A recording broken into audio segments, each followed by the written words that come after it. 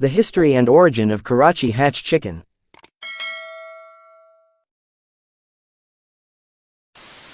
It all started in 1964 when I began acquiring cocks from Billy Rubel. At that time, Billy Rubel was on top of the world as far as cockfighting was concerned in the United States.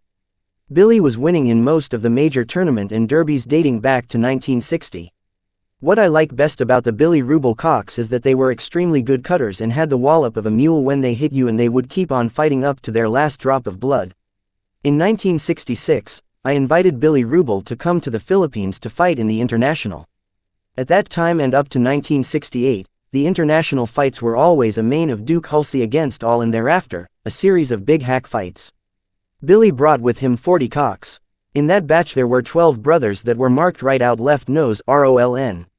They were sleek looking and lemon hackle red in color. Most were pea-coned and green-legged. According to Billy, they were 3/4 hatch McLean and blue face, 1/8 white hackle and 1/8 claret. In that international event, we fought 22 times and overall we scored 14 wins, 1 draw and 7 losses. We fought 10 of the ROLN cocks and they scored 7 wins and 3 losses. We scored 2-1 against Duke Hulsey and 3-1 against Joe Good, who was also here in the Philippines. The ROLN cocks were awesome to say the least. They fought real well and smart, and every time they hit, they hurt the other cocks badly. The 22 fights that we had were fought in a span of 3 weeks in Araneta and in the old Pironic cockpit now known as Roligan. Up to that point in time, I was not too keen in breeding as we were doing real well with Billy's cocks. However, in 1967 there was a ban on importation of cocks and I was left with no other recourse but to breed from this end. In 1967, Billy sent me 8 hens and they were bred individually to the ROLN cocks. At that time, I did not mind the fact that a brother-sister mating was not advisable. The pullets from Yard A were then bred to the brood cock in Yard B.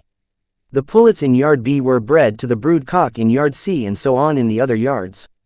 The pullets from one yard were never bred to their daddies. Using the same system, I bred the stags from one yard to the original hens from the other yards. These breeding yards is the makeup of the Karachi hatch 30 years ago. From 1968 to 1984, a span of 14 years, the Liza Galore cocks have won a sizable number of derbies, fighting predominantly as the Karachi hatch. In late 1984, I had to take a time out from the rigors of derby fighting as my asthma ailment was not getting any better and attending cockfighting became a no-no as far as my doctor was concerned. After a year and a half though, I was given the go signal by my doctor to attend cockfights. During that year and a half lull, I thought it best to blend my Karachi hatch with some other hatch family. I had also in mind some Kelsos, Roundheads and Clarets. As a starter, I called up my good friend, Ray Alexander, as I wanted some of his Lacy Roundheads and Griffin Clarets. Ray informed me that he had a friend in New Mexico that was fighting Rubel cocks that were bred to some of his Roundhead Clarets. Ray sent me 2 trios that were Claret Roundheads. They were good at 1/2 Karachi minus 1/2 Claret Roundhead. The 3/4 Karachi and Ray's 1/4 were also good, but the best were the 7/8 Karachi minus 1/8 Claret Roundhead. Ray Alexander saw some of them fought in the 1992 May International and he liked them a lot.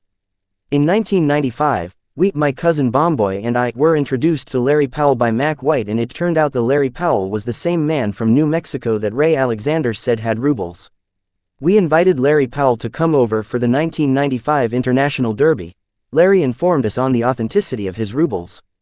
The same year, we acquired 2 Rubel trios from Larry and they have been blended to my Karachi hatch. We have to go back a year before. In 1994, my good friends Esting Teopico and Peping Cowanco had with them a top American cocker named Bob Howard.